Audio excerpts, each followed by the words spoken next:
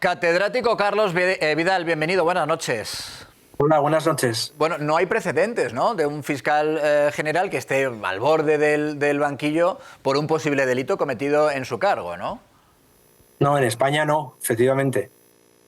Y a tu juicio, Carlos, el fiscal general, después de verse pues prácticamente, como decimos, a las puertas del banquillo, ¿debería dimitir o no es necesario todavía? A mi juicio tendría que haber dimitido antes ya.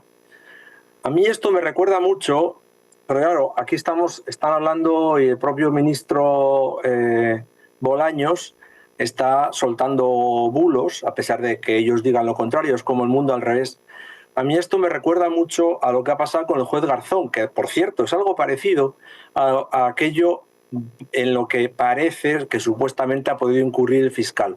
Es decir, violar, por un lado, el secreto de las comunicaciones entre el abogado y su defendido, en este caso sería el abogado de la persona que está investigada con la fiscalía, intentando negociar una solución al problema, como hacen tantas personas a lo largo de los procesos judiciales.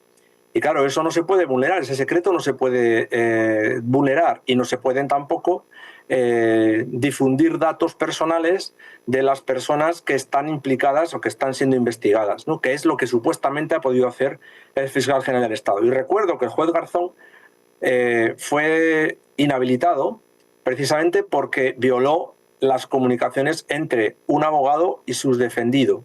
Entonces, ese juez Garzón, que ahora también mucha gente, sobre todo en cierta parte de la izquierda, lo tiene como una especie de ídolo mediático y judicial, en realidad es una persona que no pudo continuar ahí porque fue inhabilitado para ejercer esa profesión.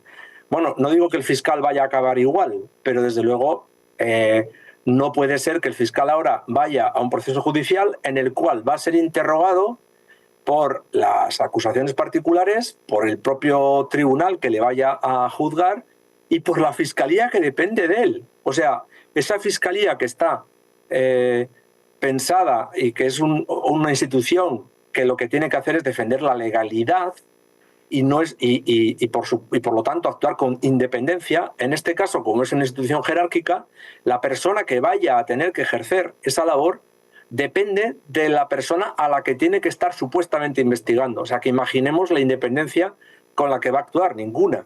Entonces, para evitar, aunque solo sea esa situación, aunque él fuera inocente, yo creo que él tendría que haber dimitido ya cuando se estaba instruyendo el sumario y el juez del Tribunal Supremo veía que había indicios de que aquello podía acabar en lo que ha acabado por ahora, que es en la apertura de un proceso, ¿no? Claro, hay que recordar que efectivamente la Fiscalía es el único órgano de la Administración de Justicia que se rige por ese orden jerárquico. Déjame, Carlos, que incorporemos también a Cristina Dexeus, que es la presidenta de la Asociación de Fiscales y que tiene la amabilidad de acompañarnos. Cristina, bienvenida, buenas noches. Hola, buenas noches. Bueno, el fiscal general del Estado dice que no va a dimitir porque, según su argumento, hacerlo sería, al menos parcialmente, reconocer un delito que él dice que no ha cometido, ese delito de revelación de secretos. Y que, por tanto, si dimitiera, sería en el momento en el que estaría dañando la imagen de la institución. ¿Usted comparte esa tesis del fiscal general? Bueno, en absoluto, ya lo hemos puesto de manifiesto en infinidad de ocasiones. Realmente, y sin perjuicio del derecho a la presunción de inocencia que tiene él, como tienen todos los ciudadanos, lo cierto y verdad es que él dirige una institución que que tiene encomendada la defensa de la legalidad y de la imparcialidad de los tribunales. Por tanto, su comportamiento debe ser ejemplar y la imparcialidad de la institución y la apariencia de imparcialidad deben estar por encima de los deseos personales o particulares de quien ejerce el cargo de fiscal general del Estado. La situación procesal del fiscal general del Estado, que era previsible, ¿no? Es una evolución previsible del procedimiento penal, en todo caso lo que hace es dañar la credibilidad de la imagen y la imagen de profesionalidad de los fiscales, por más que la causa se dirige exclusivamente contra él. Pero ciertamente comentaba el catedrático que en qué situación coloca al compañero o compañera, en este caso, que va a sostener o no la acusación frente a quien es su superior jerárquico. Si se hace como si no se mantiene la acusación, va a quedar gravemente comprometida la imagen de la Fiscalía, especialmente si no se sostiene acusación, aun cuando hubiera posibilidades de que no existieran suficientes indicios para mantenerla. Es que la imagen queda dañada de imparcialidad. ¿Quién va a creerse que ese fiscal actúa de forma independiente, de forma imparcial, con neutralidad, si quien está sentado en el banquillo es su superior jerárquico? Claro, el problema es que el daño puede ser irreparable, al menos en ese término o en esos términos de la credibilidad de la institución.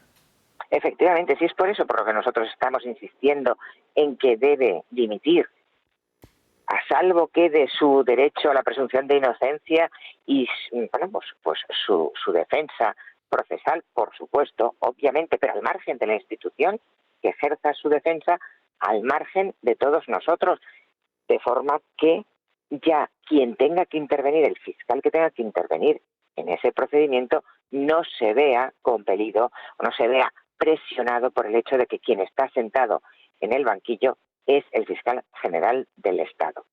Claro, su carrera depende efectivamente de la decisión del fiscal general. Eso es así por lo que decimos, por lo que explicamos del orden jerárquico en la Fiscalía. Efectivamente, es que los nombramientos discrecionales los hace el fiscal general del Estado, sin ningún tipo de cortapisas, sin ningún tipo de contrapeso, sin ningún tipo de freno. Él es quien decide, después de oír al Ministerio, al Consejo Fiscal, bueno, con la reforma ya ni eso prácticamente, a quién designa para un puesto discrecional, un puesto, bueno, pues de los que no se asciende por antigüedad, por así decirlo. Claro, si la persona que tiene su futuro profesional en manos de quien puede ser que esté sentado en el banquillo, que no usted, qué apariencia de libertad de decisión, de criterio, podrá ofrecer a la ciudadanía ese fiscal. Claro, y cuando ustedes, señora Dexeus, le exponen todas estas dudas al fiscal general, el papel en el que queda la fiscal que va a tener que participar en ese proceso, el daño que puede ser irreparable para la imagen de la institución, ¿el qué les dice? Nada, se mantiene en el cargo, ya lo ve usted. Le hemos hecho algunas reflexiones por misivas, haciéndole ver la delicada situación en que coloca a la institución y no nos contesta nada. Él tiene, bueno, pues ese mantra de que dañaría más la imagen de la institución si él se marcha que si se queda. No acabo de entender bien por qué y no atiende a otras razones. Se lo han dicho muchos fiscales en la Junta de Fiscales de Sala, se lo han dicho muchos vocales en el seno del Consejo Fiscal. Los vocales de la lista de la Asociación de Fiscales fueron muy claros con él, haciéndole ver todas estas situaciones, nosotros por carta, y no ha atendido a nuestras razones. Sabemos que el Gobierno no va a tomar la decisión de tomar ninguna iniciativa para remover en el cargo al fiscal general y que además es verdad, a pesar de lo que dijo en su momento el presidente del Gobierno, hablando de quién depende la Fiscalía, digo, es verdad que eso es una institución que debe ser independiente. Pero a su juicio, la gravedad de este caso, digamos que debería llevar a que se tomara alguna decisión por parte del Ejecutivo para removerle en su cargo. Pues mire, no solo creo que sí, que lo debiera de hacer en este caso, sino que es que además está desaprovechando una ocasión única.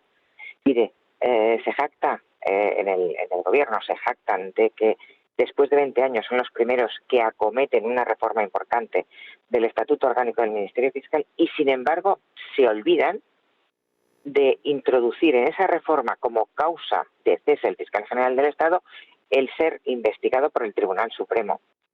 Es un olvido clamoroso. ¿Cómo puede ser que con la situación que estamos viviendo nadie haya pensado que deba de solventarse esta laguna normativa y aprovechar esa reforma para introducir esa causa de cese? Porque es francamente una situación insólita. Es cierto que en su momento, en 1980, no se pensó en esta posibilidad, por la bondad que se presumía de las instituciones y quienes las dirigían, pero visto lo visto, debiera al menos de preverse de futuro normativamente la posibilidad de que se cese al fiscal general del Estado cuando esté siendo investigado por el Tribunal Supremo, sin perjuicio de lo que ocurra después con el procedimiento penal. Es que eso no tiene nada que ver, es para separar la imagen de la institución, su neutralidad y su imparcialidad, de lo que le está ocurriendo en la vía procesal penal al señor Álvaro García Ortiz, y que no salpica en la institución. Claro, es que esto que nos cuenta Cristina Dexeus, es verdad que hasta ahora era difícil imaginar que la persona encargada o el máximo responsable de perseguir el delito iba a estar procesado él mismo a las puertas de ese juicio, de ser ya directamente procesado, y que se iba a resistir a abandonar el cargo. Digo porque el legislador hasta ahora no lo había previsto, porque decíamos al comienzo, además, nunca había pasado en la historia. No, es cierto, nunca había pasado en la historia y no era algo previsible, nadie estaba pensando que eso se pudiera producir realmente. Y mucho más aún que de producirse no procediera a pedir su dimisión el concernido, el fiscal general del Estado de turno. Pues Cristina... Ya llevamos unos cuantos y a ninguno le ha pasado nada, ¿eh? Nunca había ocurrido lo que estamos diciendo, sí. Sí. Es la primera vez en la historia. Decía Cristina Dexeus, presidenta de la Asociación de Fiscales. Le agradezco doblemente su presencia esta noche con nosotros, porque creo además que le hemos interrumpido un viaje en carretera, que ha parado para atendernos. Así que se lo agradezco doblemente. Un fuerte abrazo, Bueno, pues, Cristina. Buenas noches, gracias. Adiós. A ustedes. Buenas noches. Adiós.